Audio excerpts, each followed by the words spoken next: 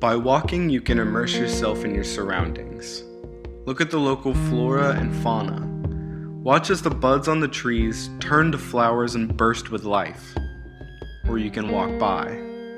Noticing your surroundings is what makes you eco-literate. Eco-literacy is the ability to understand the natural systems that make life on Earth possible.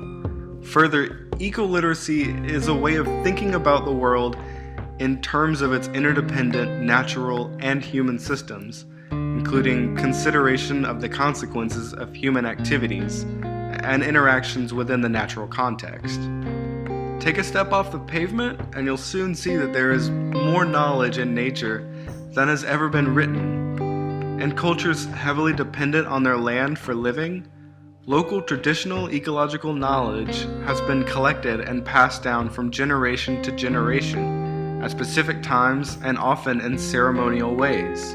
Understanding the connection of local knowledge to the conservation of each local environment is paramount, because the societies that utilize their traditional ecological knowledge are also the societies that draw their wealth from the environment without damaging existing cycles. Evidence gathered from observational studies has shown that indigenous and rural children learn traditional ecological knowledge through hands-on experience and direct observations of adults, peers, elder siblings, and other relatives during work or play. With low income, even in developed countries, knowledge of local resources is greater than when income is higher.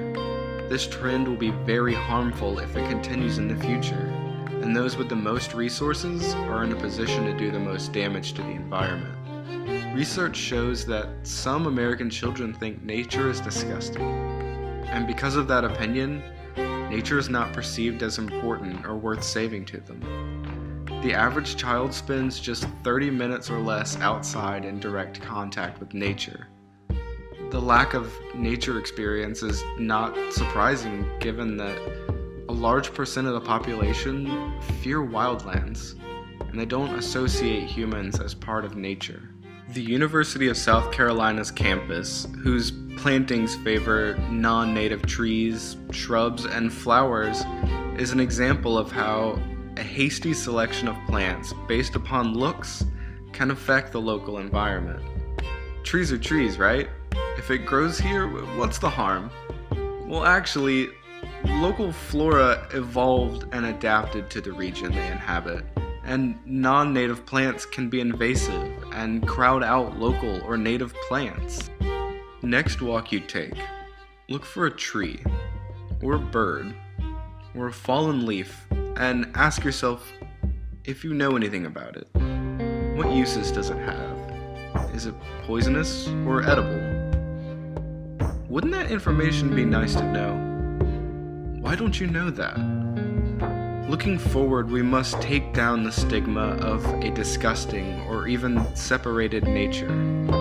We are part of nature, and we owe it to ourselves to take care of our home. It's the only one we have, and the only one we'll ever have. The best place to start is with each local environment. Each environment is different, and there exists a knowledge of how to live with it in a harmonious and equal way.